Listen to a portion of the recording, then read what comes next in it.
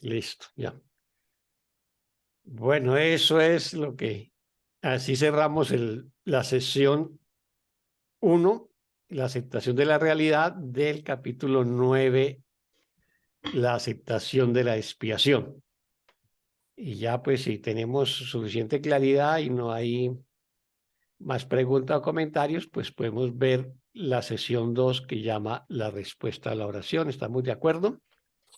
Sí, yo puedo leer el Bueno, párrafo 1, si muchas quieres. gracias, Elida. Sección 2, la respuesta a la oración. Párrafo 1. Todo aquel que haya tratado alguna vez de usar la oración para pedir algo, ha experimentado lo que aparentemente es un fracaso. Esto es cierto no solo en relación con cosas específicas que pudieran ser perjudiciales, sino también en relación con peticiones que están completamente de acuerdo con lo que este curso postula. Esto último en particular puede interpretarse incorrectamente como una prueba de que el curso no es sincero en lo que afirma. Tienes que recordar, no obstante, que el curso afirma y repetidamente que su propósito es ayudarte a escapar del miedo. Muy bien, A mí me muchas parece gracias. que hay que leer el párrafo 2 también, Oscar, porque están muy vinculados y como que el Sí, párrafo sí, 2 yo creo que sería, vale la pena leer el párrafo 2 porque queda como un poquito sí, en veremos. descolocado, si no, sí. Mm. Si quieres, sigo Sí, sí, entonces. adelante, Elida. Supongamos, pues, que lo que le pides al Espíritu Santo es lo que realmente deseas, pero aún tienes miedo de ello.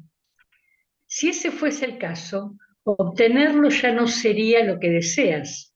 Por eso es por lo que algunas formas específicas de curación no se logran, aun cuando se haya logrado el estado de curación. Un individuo puede pedir ser curado físicamente porque tiene miedo del daño corporal. Al mismo tiempo, si fuese curado físicamente, la amenaza que ello representaría para su sistema de pensamiento podría causarle mucho más miedo que la manifestación física de su aflicción. En este caso, no estaría pidiendo realmente que se le liberase del miedo, sino de un síntoma que él mismo eligió. Por lo tanto, no estaría pidiendo realmente ser curado. Creo que aquí ya hay más claridad. Sí, ahora sí. Sí, aquí ya más claridad. Y ya con el segundo párrafo. Bueno, pregunta o comentario sobre estos dos primeros párrafos de la sesión 2, la respuesta a la oración.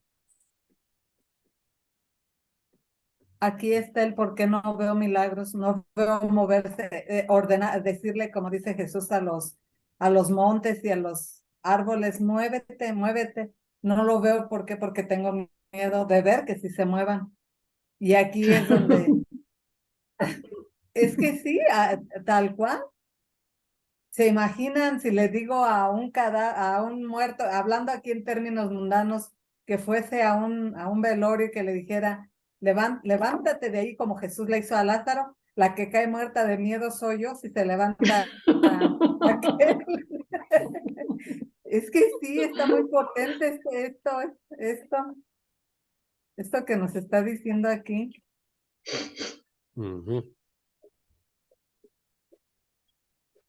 Sí. Está buena la reflexión que hiciste, Lilia. ¿Alguien más? Otra estrellita, Oscar, para irme toda estrellada hoy. ¿Cómo? Que si otra estrellita en la frente para irme toda estrellada Ah, hoy. sí, sí, sí, sí, sí. Cierto. Sí, está muy inspirado hoy, Lilia. Es Aquí, que sí, tiene razón, adelante. comparto con Lilia, porque para mí me ha pasado, por ejemplo, que un día tomar conciencia de un milagro, ¿no? Digo, pucha, ya ese dolor que yo tenía no lo tengo más, o esta actitud que yo tenía ante la vida ya no la tengo más, que ha desaparecido, como me comporto de otra manera, y como extrañar lo viejo, digamos, mi pregunta que yo me hago, ¿qué quieres, volver a lo anterior? Es como que esa inercia, ¿no? de lo conocido.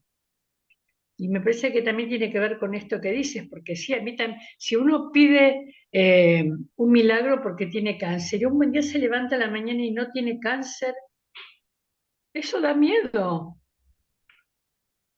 increíblemente da miedo. ¿Cómo Increíblemente, puede, cómo puede ser? ¿Cómo puede ser? Si yo no tuve nada que ver en esto, entonces yo no soy el hacedor. No, no soy el hacedor. Yo Me iría corrijo, inclusive, me perdón, corrijo en la frase de Élida en mí misma. O sea, me da miedo algún tipo de milagro en lo fenoménico, no solo en la mente, sino en lo fenoménico, porque el ego desde el miedo, cuando se cumplen las cosas, es un desastre. Entonces, tener un poder tal trae lo opuesto, siempre viene de a dos, no viene solito de a uno, no lo estoy mirando, en mi caso, no lo estoy mirando con el espíritu. Entonces, si lo estoy mirando con el miedo, me va a dar miedo. Y aparte, el miedo teme todo lo que imagina desde el miedo que va a suceder. Entonces, ¿qué haría el miedo con semejante poder? Catástrofes.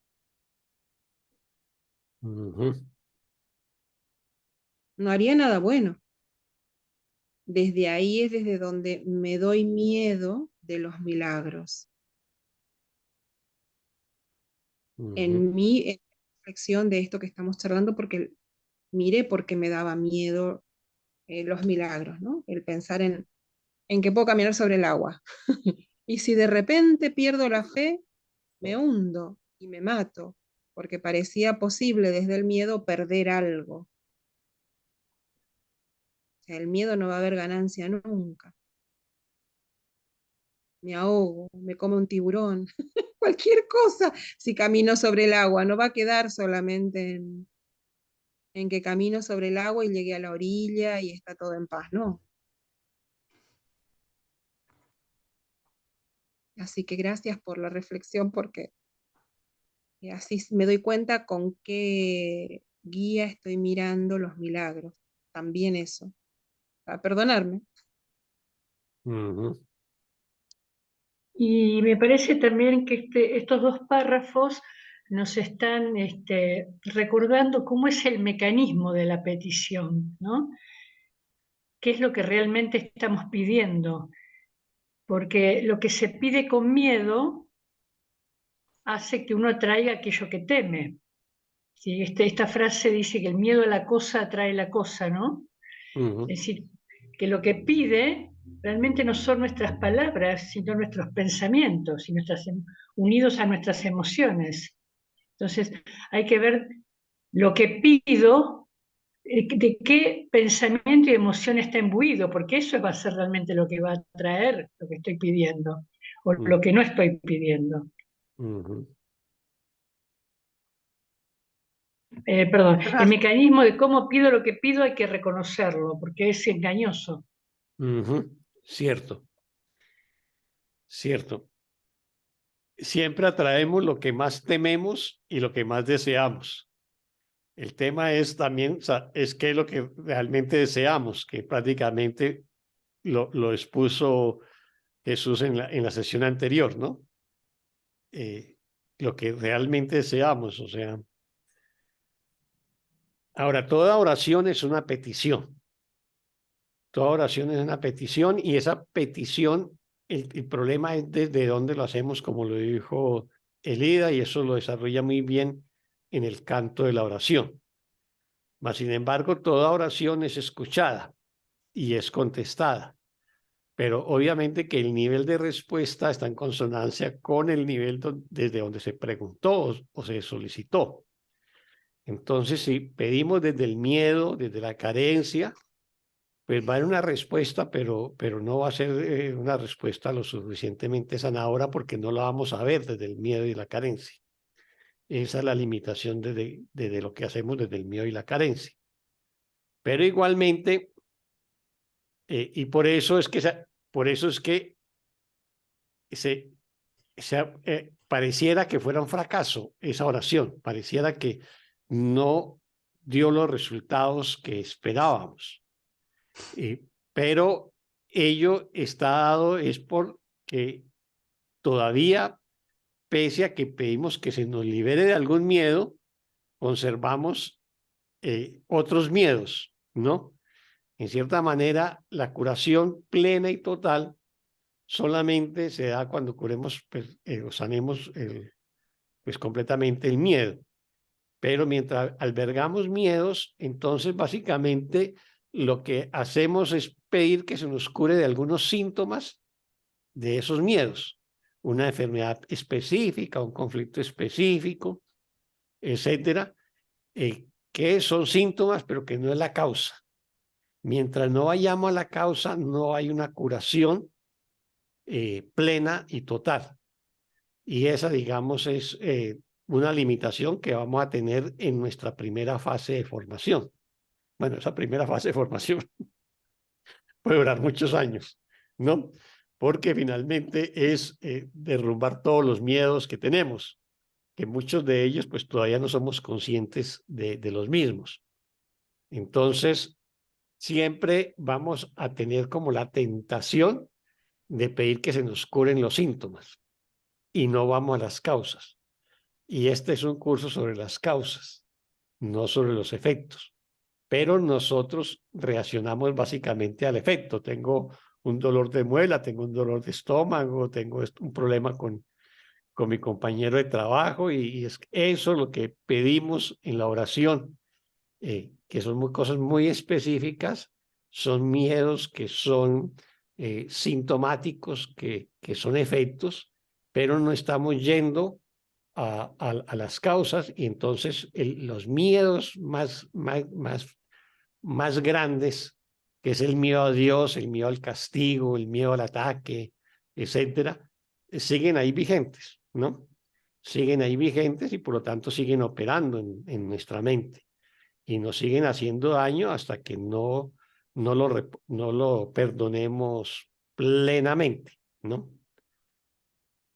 Es que aunque diga Espíritu Santo en mi palabra, pero lo estoy pidiendo con miedo y estoy pidiendo solo una parcialidad, no la totalidad o la causa, se lo estoy pidiendo al maestro equivocado y me lo va a cumplir. Y eso va a ser transitorio o ineficaz o me hará sufrir o me dará inestabilidad, porque se lo estoy pidiendo no al Espíritu Santo si estoy con miedo. Con miedo no le puedo pedir nada al Espíritu Santo que me pueda cumplir. Exactamente. Pero es que además toda petición surge del miedo, me parece, ¿eh? Cualquier petición, ya sea la iluminación, la condenación,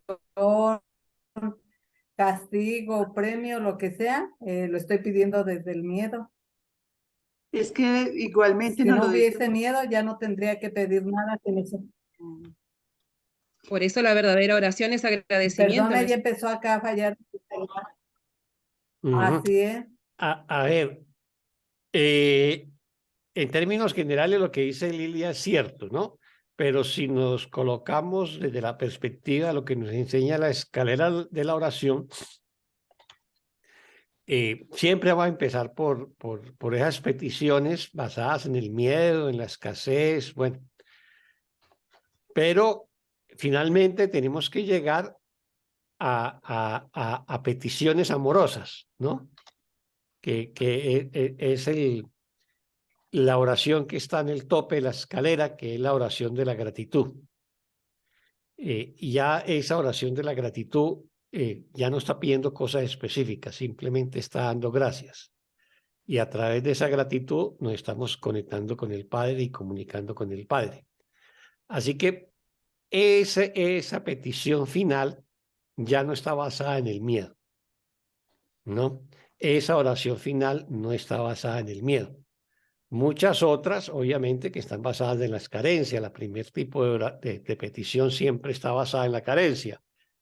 Le estoy pidiendo a Dios, a Jesús, al Espíritu Santo que me resuelva este conflicto, este problema, esta carencia, esta dificultad. Luego oro por los otros, ¿no? Que le vaya bien a mi hija, o que le vaya bien a mis amigos, o que se sanen aquellos que están enfermos, y estoy orando por otros. Me uno en oración con otros y ya es otro nivel de oración y me voy elevando, digamos, en la calidad de la oración hasta llegar a la oración de la gratitud. Y en esa oración de la gratitud ya no hay miedo. No puede haber miedo porque solamente estoy agradeciendo. Y cuando solamente estoy dando gracias, me estoy conectando con el Padre. Y ya estoy restableciendo la comunicación con el Padre, ¿no? Eso sería como la manera de ver la oración. Y por eso en el canto de la oración la representa como una escalera donde vamos ascendiendo poco a poco. En la medida que vamos perdonando y nos vamos curando, vamos soltando los miedos, las culpas, las enfermedades, las carencias, los resentimientos, y seguimos ascendiendo, ya estamos más ligeros de toda esa carga emocional negativa, digamos, o egoica, y ya siento una mayor paz. Entonces ahí empiezo a agradecer, que ya es la parte final de la escalera. Esa es la oración en su conjunto. Jesús reconoce que siempre vamos a empezar por la más bajita, ¿no? Y bueno, eso no es bueno ni malo, ¿no? Simplemente es la situación en que nos encontramos, pero reconozcamos en dónde nos encontramos y vamos avanzando y vamos ascendiendo poco a poco. De eso se trata todo el proceso de sanación y curación. ¿Alguien más?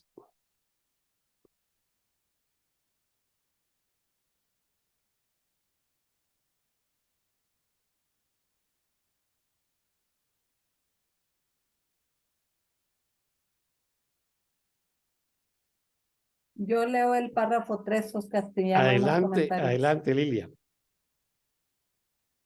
Dice, la Biblia subraya que toda oración recibirá respuesta, y esto es absolutamente cierto.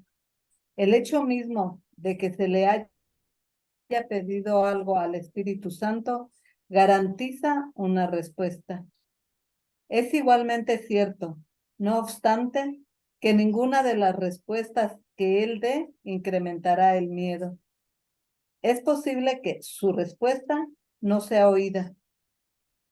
Es imposible, sin embargo, que se pierda. Hay muchas respuestas que ya has recibido, pero todavía no has oído. Yo te aseguro que te están esperando. Ah, qué hermoso esto.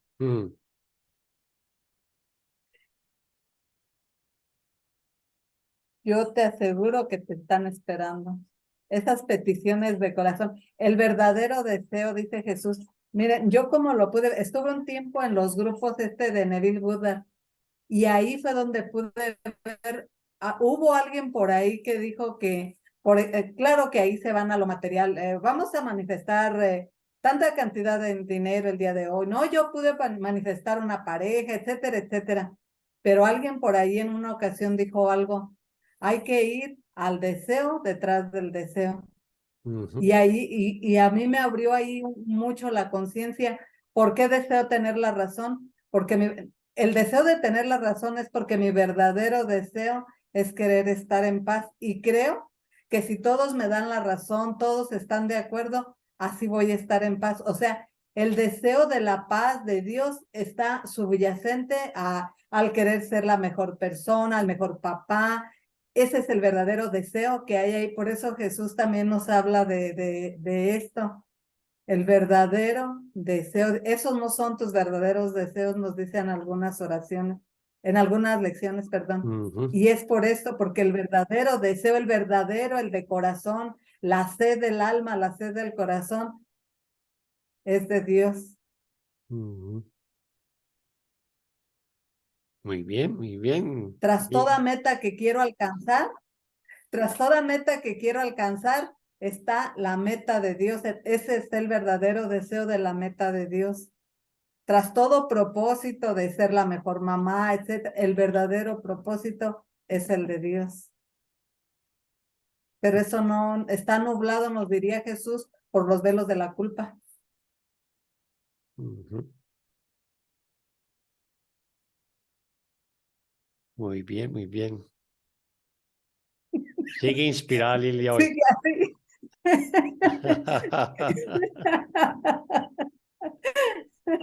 Muy bien. Así es. Bueno, comentarios o preguntas sobre este párrafo 3 que leyó Lilia, que empieza con la palabra, la Biblia subraya que toda oración recibirá respuesta.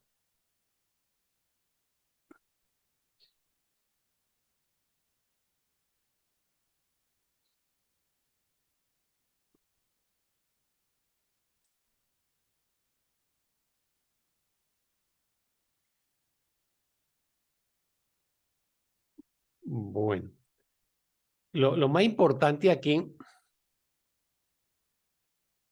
es toda oración recibirá respuesta, y si la oración está pues, dirigida pues, a Dios o al Espíritu Santo, a Jesús, siempre va a garantizar una respuesta.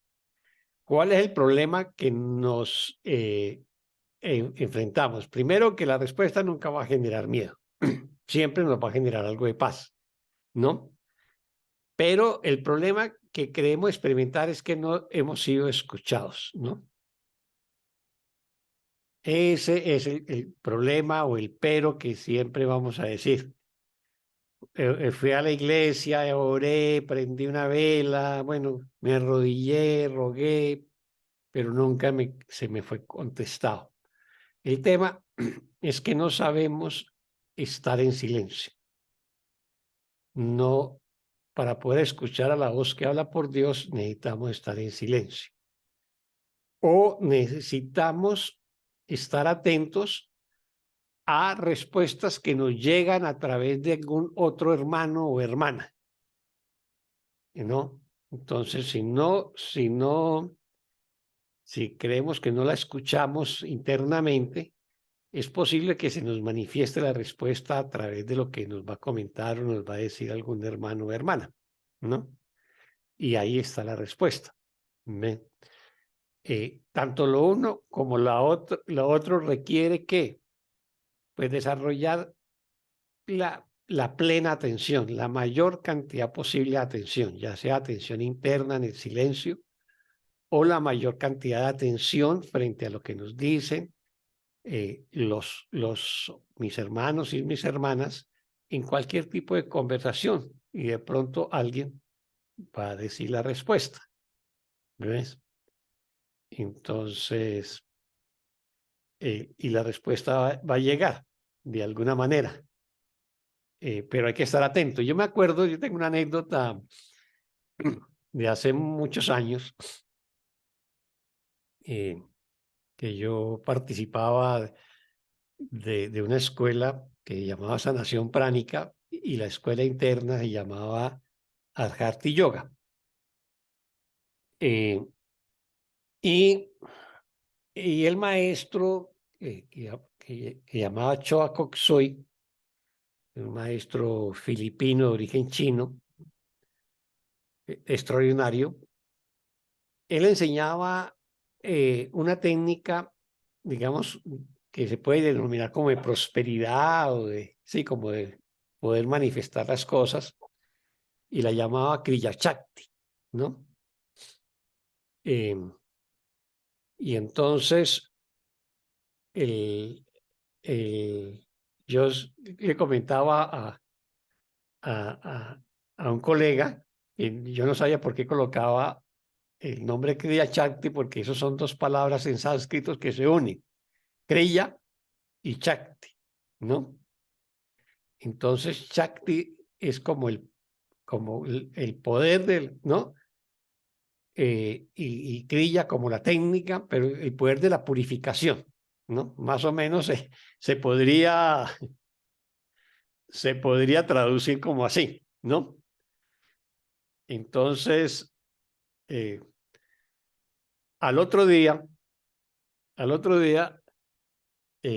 estando en mi casa, abrí al azar, cogí un libro de una maestra del siglo XIX muy conocida, que llama Madame Blavatsky, que hizo una obra extraordinaria que fue La Doctrina Secreta, que son como 6 tomos, y bueno, escribió otros libros.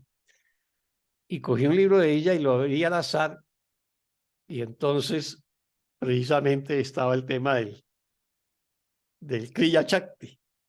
Y entonces ella decía que cuando el Arhat, que es el yogi, pues entra en meditación, eleva su conciencia, digamos, al mundo superior y luego baja la información. Eso es Kriya Shakti. Así lo definía ella, ¿no? Entonces, en cierta manera, lo que estaba enseñando su otro maestro es que para poder recibir la información que queremos, en cierta manera, tenemos que purificar, hacer un trabajo de purificación interior, ¿no? En el curso de milagros, en la descripción de los milagros, nos dice que requiere también un trabajo de purificación. El trabajo de purificación de que habla el curso, obviamente que no es físico, sino que es mental, y lo hacemos a través del perdón, ¿no? Entonces, la respuesta cuando uno pregunta le llega. Lo que pasa es que tenemos que estar atentos y no habernos olvidado de que hicimos la pregunta, ¿no? Y de una u otra manera la respuesta nos va a llegar. Bueno, preguntas o comentarios.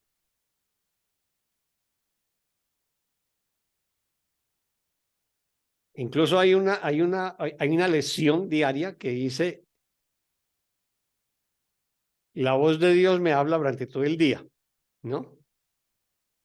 No estoy diciendo yo escucho durante todo el día la voz de Dios, sino la voz de Dios me habla durante todo el día. Otra cosa es que yo elija escucharlo. Otra cosa es que yo me aquiete para intentar escucharlo, ¿no? Otra cosa es que yo pida poder escucharlo. Eso es distinto. Pero siempre me está hablando. El tema es que yo no he puesto en el dial exacto para sintonizar con esa voz, ¿no?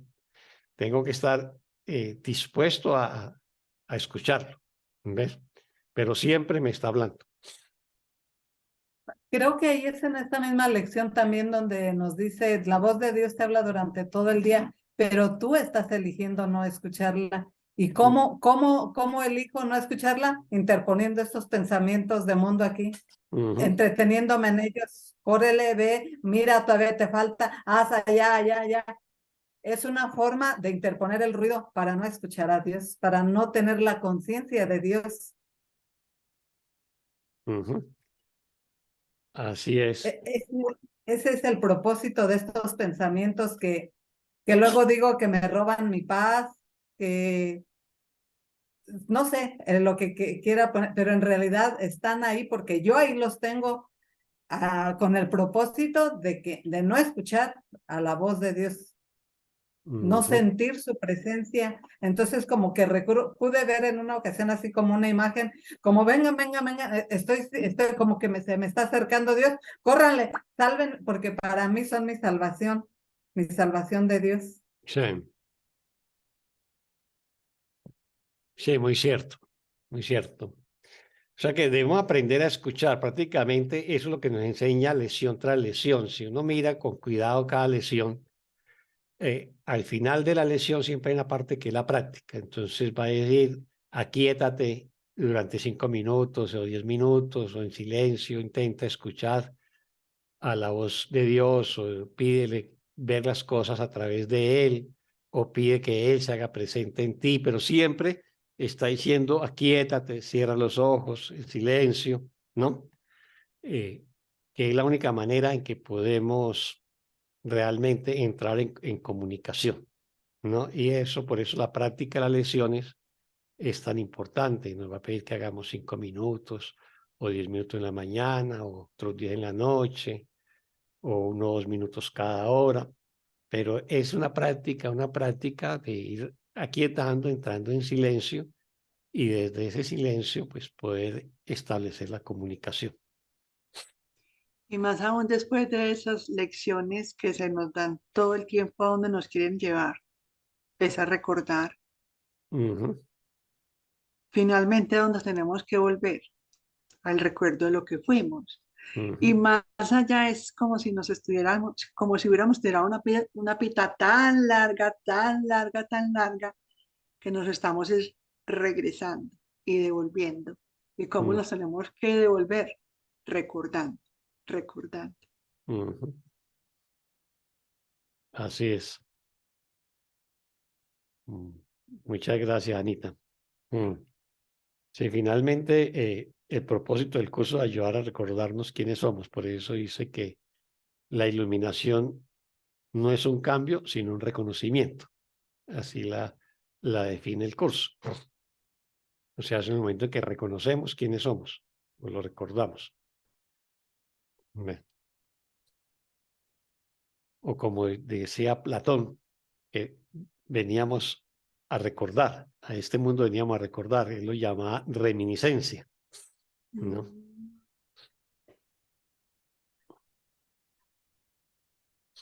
No recordaba esa palabra, pero sí, reminiscencia.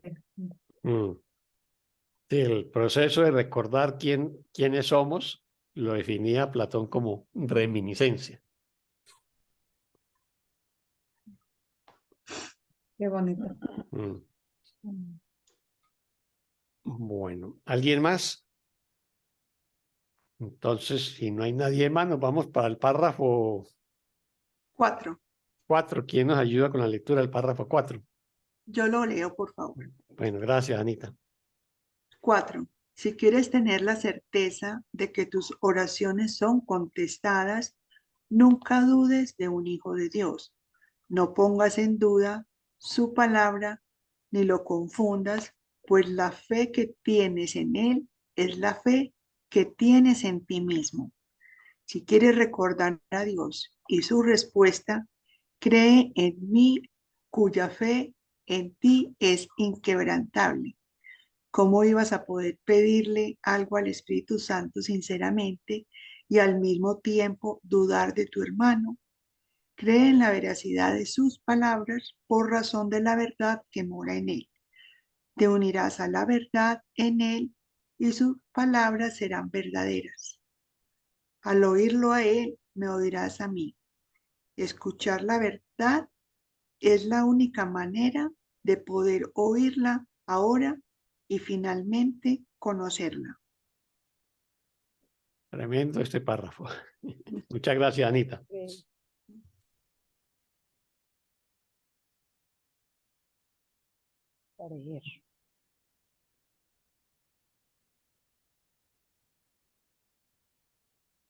Aquí sí se requiere un verdadero milagro, hermanos. Este párrafo es de la maestría. Sí, sí. ¿No? Imagínense ver lo que estos ojos ven como un drogadicto, un violador, un asesino, y plantarme ante él y decir, con una absoluta certeza, eres el Hijo de Dios, eres mi hermano, el Hijo de Dios, para poder reconocer a mí. Por eso aquí es donde tiene que obrar el verdadero, el milagro. Ujú. Ni qué decir del amigo que me traicionó, el vecino que cómo me hace la vida imposible, etcétera, etcétera.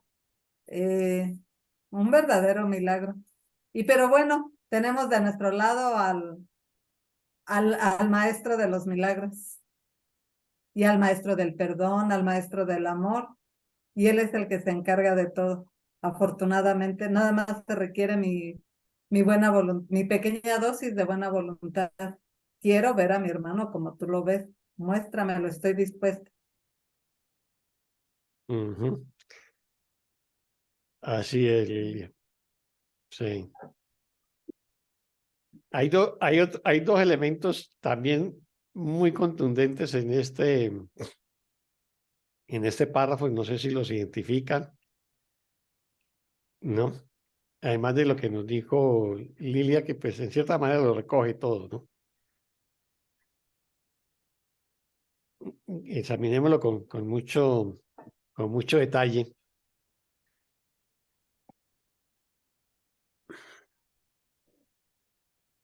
Pues es que no nada más me pide que lo reconozca, me pide que tenga fe, mi hermano, en ese que yo digo Exactamente. que es un Exactamente. violador, que es un asesino, que me puede robar, etcétera, etcétera. Me dice, ten fe en él. Ujú.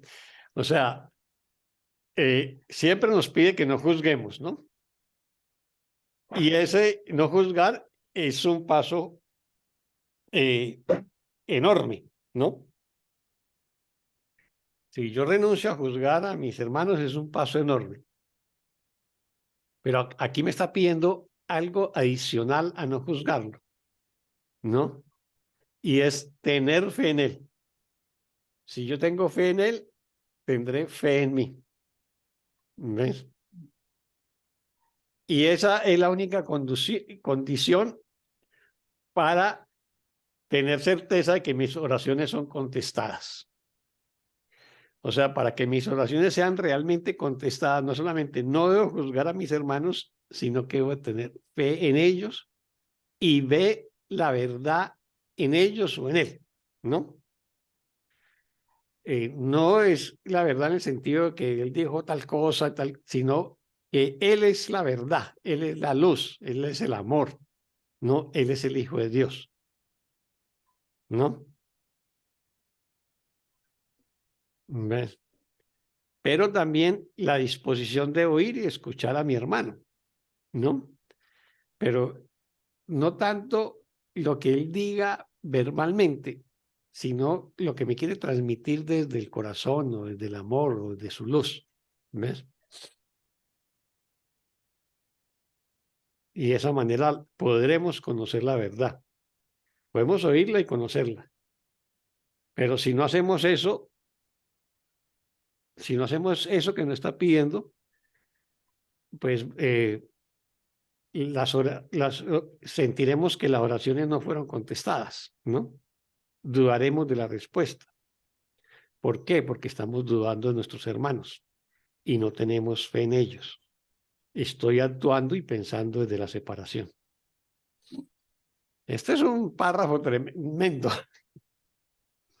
A mí ayer estaba yo leyendo una parte de algún libro que también me encantó mucho, y era que en realidad aquí nosotros vemos que somos diferentes porque vemos formas, pero que en realidad siempre deberíamos estar optando por ver el contenido cuál es realmente.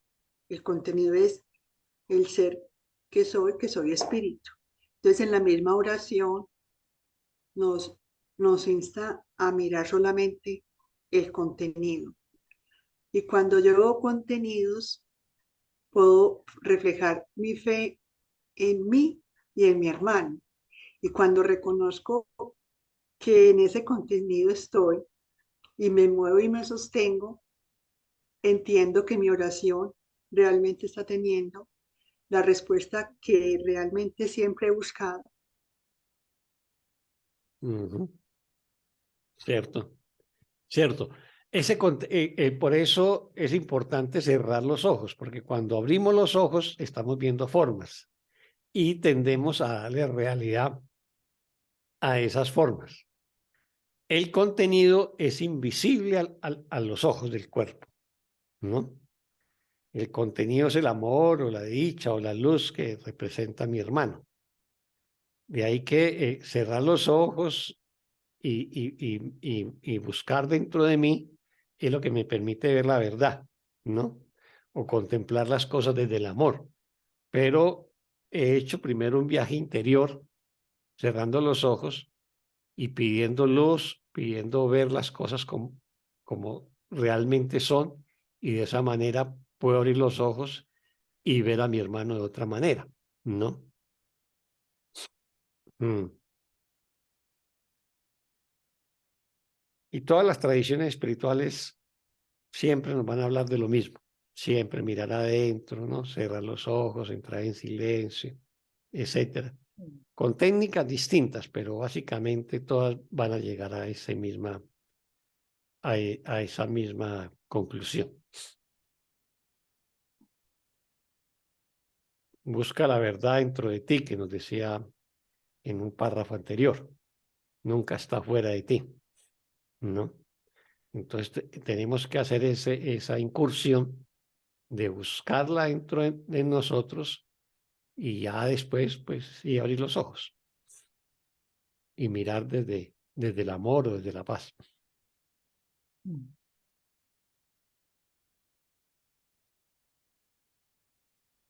¿Alguien más sobre este párrafo 4?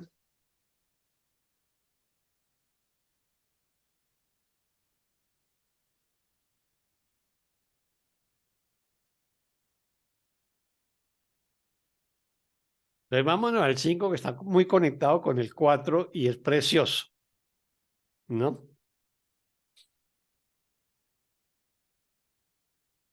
Yo leo, Oscar. Adelante. El mensaje que tu hermano te comunica depende de ti. ¿Qué te está diciendo? ¿Qué desearías que te dijera? Lo que hayas decidido acerca de tu hermano determina el mensaje que recibes. Recuerda que el Espíritu Santo mora en él y su voz te habla a través de él. ¿Qué podría decirte un hermano tan santo excepto la verdad? ¿Mas le escuchas? Es posible que tu hermano no sepa quién es, pero en su mente hay una luz que sí lo sabe. El resplandor de esta luz puede llegar hasta tu mente, infundiendo verdad a sus palabras y haciendo posible el que las pueda oír. Sus palabras son la respuesta que el Espíritu Santo te da a ti. ¿Es la fe que tienes en tu hermano lo suficientemente grande como para permitirte oírla? Muy bien, muchas gracias, Fanny. ¿Pregunta o comentario sobre este párrafo 5? Como quien dice, tenemos que ver a todos como si fueran diamantes en bruto. Sí, porque uno depende de la persona que... Lo otro es O completamente pulidos. Claro, porque entonces uno es clasista en ese sentido, porque si una persona, un indigente me viene a mí a decir una cosa, pues yo no le voy a parar bolas. Pero si viene la directora del colegio de mi hija y me dice algo, pues ahí sí le voy a parar bolas. Entonces es uno aprender a mirarlos a todos, y eso no es tan fácil, pero estamos en el camino. Aprender a mirar los Es diamantes muy en bruto, como selectiva. dice Ana. Y Exactamente, el ejercicio consiste en no ser selectivos. en no ser selectivos, sí, Ujú. sí es, así es. Sí, este Uno a otro veces alguien le habla, uno a veces alguien le habla, le está diciendo algo y uno ni le para bolas. Y a lo mejor ese sea el mensaje que tengamos que recibir. Exactamente, así es. Así es. Así es. Este otro párrafo de pura maestría, ¿no? Pura maestría, sí. De pura maestría, porque ¿qué nos está diciendo? El mensaje que tu hermano te comunica depende de ti, o sea, así me esté diciendo barbaridades, así me esté Sí. insultando, así me esté acusando, ¿no? Así me esté amenazando. ¿Qué es lo que yo interpreto? ¿Qué es lo que me está diciendo? Es mi interpretación. ¿Qué desearía que te Ah, dijera? ¿No? Entonces, lo que yo haya decidido acerca de mi hermano, o sea, los juicios que yo le he hecho a mi hermano va a determinar el mensaje que yo recibo. Él simplemente está reflejando mis propios pensamientos, mis propios juicios. Entonces tengo que examinar por qué me está diciendo lo que me está diciendo, qué es lo que me está comunicando, ¿no? ¿Y por qué lo estoy interpretando de esa manera? En ningún momento me puedo interpretar como víctima o atacado o agredido, sino examinar qué es lo que él me está reflejando y proceder a perdonarlo. Eso es el tema de fondo, ¿no? Y por eso dice, recuerda que el Espíritu Santo mora en él, o sea, en mi hermano mora el Espíritu Santo. Y su voz te habla a través de él, o sea, lo que me esté comunicando, sea lo que sea, ¿no? tengo que tener la capacidad de verlo. Y para poderlo ver, no solamente tengo que no juzgarlo, sino tener fe en él, ¿no? Que son las dos cosas más difíciles. Y la tercera es reconocer que lo que me esté comunicando depende de dónde lo estoy interpretando, cómo lo estoy valorando, cómo lo estoy calificando. Y eso depende de mí, no depende de él, ¿no? O sea, yo no puedo entrar en una acusación, en una dinámica, una espiral de acusaciones que él me dice y yo le digo, sino detenerme, no reaccionar, no contestar y más bien decirme qué me está reflejando, ¿no? ¿Qué cosas estoy pensando yo de él que me lo está mandando de esa manera, me lo está devolviendo de esa manera y perdonarme? Ese es un trabajo de una gran maestría, ¿ves? Y entonces ahí es donde viene la gratitud, porque mi hermano, al ser mi espejo, me permite darme cuenta de cosas de las cuales yo no era consciente, pero comienzo a ser consciente a través de mi hermano y elijo perdonarlas, ¿ves? Entonces ahí lo estoy escuchando, ¿ves?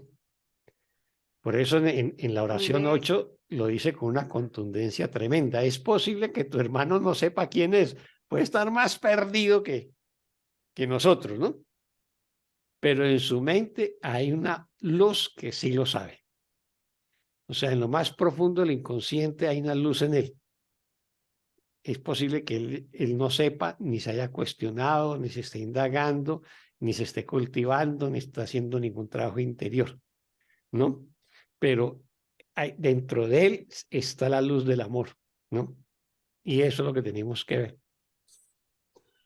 y utilizando de pronto ese simbolismo que tú acabas de dar, que es muy interesante, también recuerdo unas lecciones pasadas en donde a mí me calaron mucho unas palabras que tú dijiste, que a la hora de la verdad lo que estaba, como el quid de la cosa es cómo reacciono con lo que supuestamente se me está viendo afuera, porque Ujú, la reacción que se está mostrando es una proyección de lo que yo tengo en mi mente. ujú, Entonces, eso es lo interesante de esta parte. O sea, en este momento estoy haciendo como ese clic. O sea, el otro me puede estar mostrando una cantidad de cosas y yo puedo de pronto hasta reaccionar de una manera no amorosa, pero aquí lo que me están diciendo es dónde estás reaccionando, cómo estás reaccionando, hacia dónde está yendo tu mente. Y esa ujú, mente está donde qué. Si estoy creyendo que la fe que tengo en mí la debo depositar en el otro, ¿cómo quiero tener yo esa fe reflejada en mí? Si la ujú, quiero y la percibo desde el amor, esa fe que tengo en mí la veo pura, limpia y santa y realmente la veo en el otro, así me esté mostrando un diamante en bruto que todavía lo tengo tan tapado, tan escondido y que no se ha pulido, pero yo lo tengo que seguir viendo así, ujú. perfecto, santo e inocente. Así es, Anita. Así es como deberíamos hacerlo, ¿no? Ahora, pues obviamente que en un principio se nos parece como una tarea gigantesca, ¿no? Porque es renunciar a juzgarlo, es renunciar a condenarlo, es renunciar a atacarlo y luego tener fe en él y interpretar desde el amor y la paz todo lo que él me diga, así sean agresiones o insultos, y ver en lo que él me está diciendo un reflejo de algo que yo necesito sanar y proceder a perdonarme. ¿Ves? Así que casi que todo el tema del perdón está condensado en estos dos párrafos que acabamos de ver, ¿no? Que son muy profundos, ¿no? El párrafo 4 y el 5. Finalmente nos está diciendo, tú eres responsable de tus experiencias y de cómo las interpretas. Y si Y quieres, esos párrafos, ¿no? perdón, Oscar, continúa. Adelante. No, adelante, Lilia. Esos párrafos que hemos estado leyendo, ten fe en tu hermano, etcétera, que él puede estar lo más perdido que él crea estar, pero que hay una luz en él. También va muy acorde con el párrafo 7 de la lección de hoy, que dice que el Espíritu Santo no te dirá que debes juzgar a tu hermano basándote en lo que tus ojos ven en él, en lo que la boca de su cuerpo le dice a tus oídos o en lo que el tacto de tus dedos te informa acerca de él. Ujú. Sí, sí.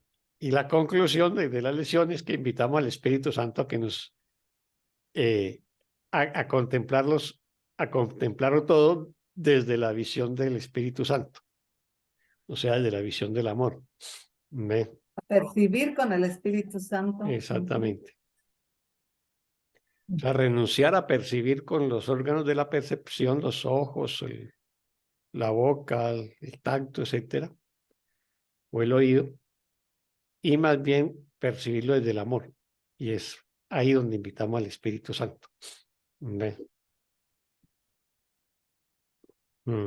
Sí, está muy conectado la lección de hoy con estos dos párrafos.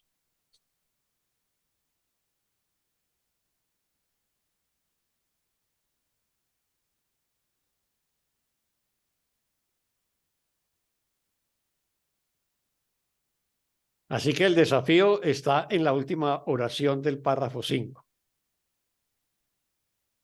que dice, ¿es la fe que tienes en tu hermano lo suficientemente grande como para permitirte oírla? ¿No? Y, o sea, decidir oír lo que mi hermano me transmita independientemente de cómo la valoramos desde el mundo, sino verlo desde el amor y la paz y ver ahí que el Espíritu Santo se está comunicando conmigo a través de ese hermano, que hay veces me puede estar diciendo cosas amorosas o cosas agresivas, ¿ves? Pero depende de mí cómo lo interpreto. Ese es el desafío, esa pregunta que nos hace en la oración 11. ¿Hasta dónde estamos dispuestos a perdonar? ¿Hasta dónde estamos dispuestos a ver? ¿Hasta dónde estamos dispuestos a escuchar? ¿Hasta dónde estamos dispuestos a ver los mensajes del Espíritu Santo a través de mis hermanos? ¿No? Y me parece que la invitación es a entregarle la percepción al Espíritu Santo, Uh-huh. para que sea él quien se haga cargo. Hasta ahora he Exacto. querido yo hacerlo y por consecuencia el miedo. Uh-huh. Así es, Lilia. Muy bien. ¿Alguien más? Entonces, vámonos para el párrafo 6 que casi que resuelve el embrollo de los primeros, o sea, todo el nudo gordiano del perdón que nos plantea los dos últimos párrafos. Y es cómo debemos orar realmente o rezar. ¿Quién nos ayuda leyendo ese párrafo?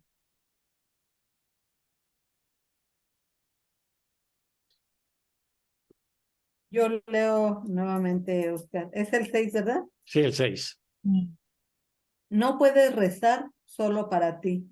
De la misma manera en que no puedes encontrar dicha solo para ti. La oración es la reafirmación de la inclusión, dirigida por el Espíritu Santo de acuerdo con las leyes de Dios. En tu hermano reside tu salvación. El Espíritu Santo se extiende desde tu mente a la suya y te contesta. No puedes oír la voz que habla por Dios solo en ti, porque no estás solo. Y su respuesta va dirigida únicamente a lo que eres. No podrás saber la confianza que tengo en ti, a no ser que la extiendas. No tendrás confianza en la dirección que te ofrece el Espíritu Santo, o no creerás que es para ti, a menos que la oigas en otro. Tiene que ser para tu hermano por el hecho de que es para ti. ¿Habría acaso creado Dios una voz que fuese solo para ti?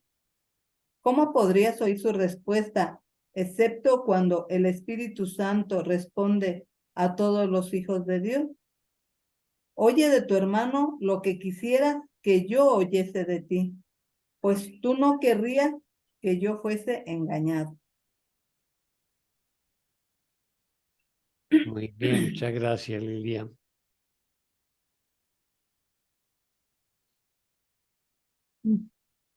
¿Preguntas o comentarios? Ahí sí como quien dice, o estamos juntos siempre. Y como estamos juntos, la oración se hace no solo por una causa sola, sino realmente por toda. O sea, aquí nos dice muy claramente, no hay separación en ninguna forma, porque en la oración el Hijo es uno, y cuando usted está orando, no está orando para usted solo, porque uno está, digámoslo así, reconociendo al otro, y el otro no hay. No existe el otro. No hay otro. No hay otro. Así es. Ese es el sentido de la verdadera oración. Brindo, rezo o pido por toda la filiación, o por todos los hijos de Dios, porque yo soy el Hijo de Dios o soy toda la filiación. Como no existe separación, no puedo rezar únicamente por mí, porque si rezo únicamente por mí, estoy afirmando la separación, no la estoy resolviendo. ¿Ves? Pero desde el mundo hacemos exactamente eso, lo contrario. Creemos que rezamos únicamente por nosotros individualmente y pedimos para nosotros individualmente. Entonces es una oración donde yo aspiro a ganar y los otros que se jodan, ¿no? O que los otros pierdan. ¿Ve? Como cuando hay un partido de fútbol y pedimos para que gane el equipo de nosotros y el otro que como dice Exactamente. Oscar que se joda. Dios Exactamente. mío. Es una forma colectiva de afirmar la separación, ¿no? Un ego colectivo con otro ego colectivo, enfrentados. Replican colectivamente lo que hacemos individualmente, pero ahí no hay diferencia, ¿no? Maestro Oscar, este es por todos. No es hacer realidad que hay muchos. Ajá. Sí, como dijo Anita, no hay el otro, ¿no? Y tampoco hay un yo y no hay un tú. Habría, digamos, si recogemos eso, un nosotros, ¿no?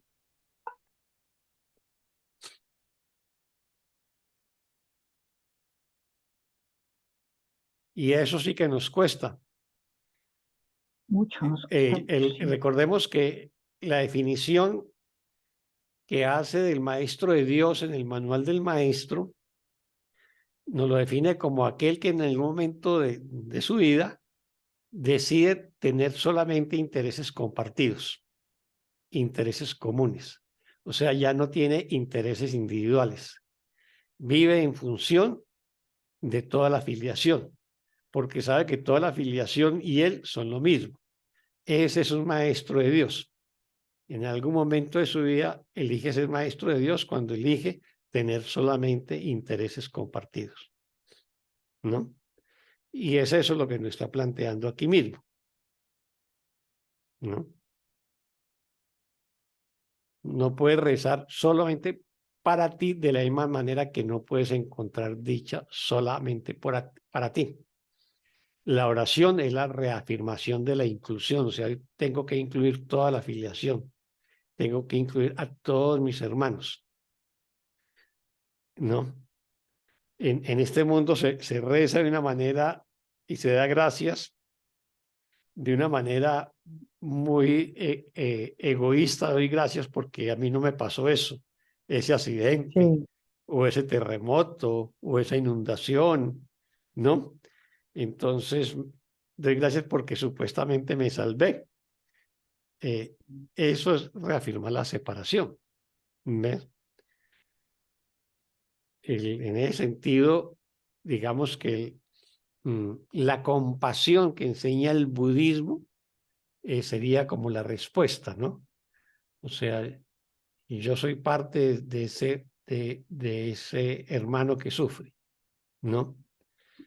Y ese sufrimiento me llama, me convoca, y soy solidario y rezo por ellos también, ¿no?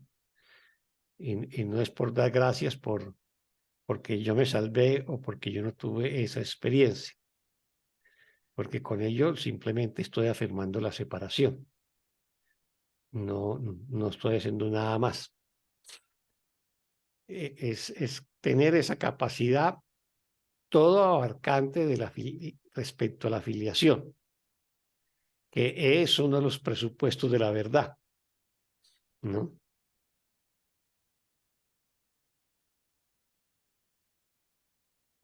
¿Alguien más?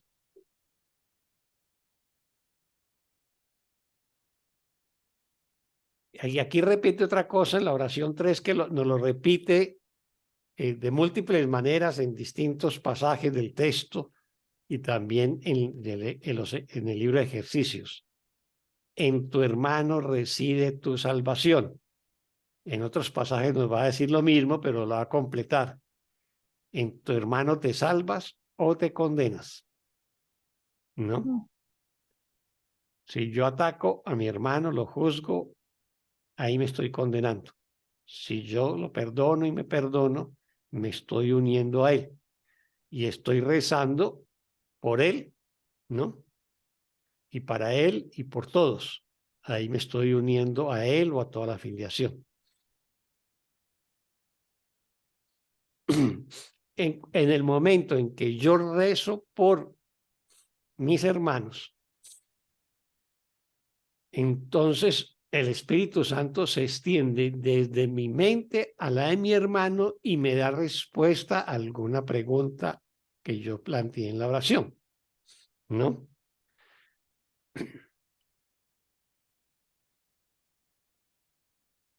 Y concluye, no puedes oír la voz que habla por Dios solo en ti porque tú no estás solo.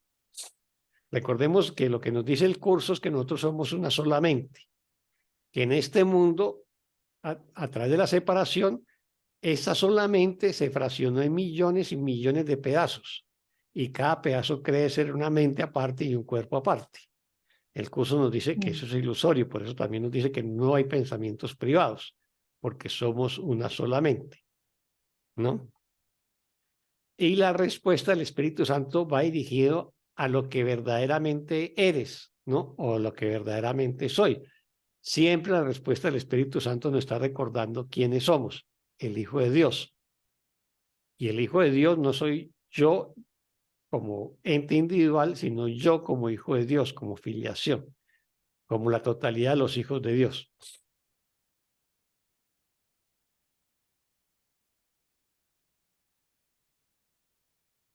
De ahí la importancia de ver qué es lo que mi hermano me comunica, ¿no? De estar atento a ello y de verlo desde el amor y la paz. Y sabré que a través del Espíritu Santo va apareciendo la respuesta.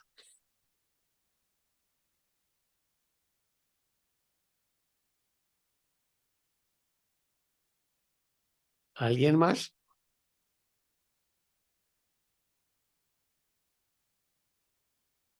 ¿Nadie más?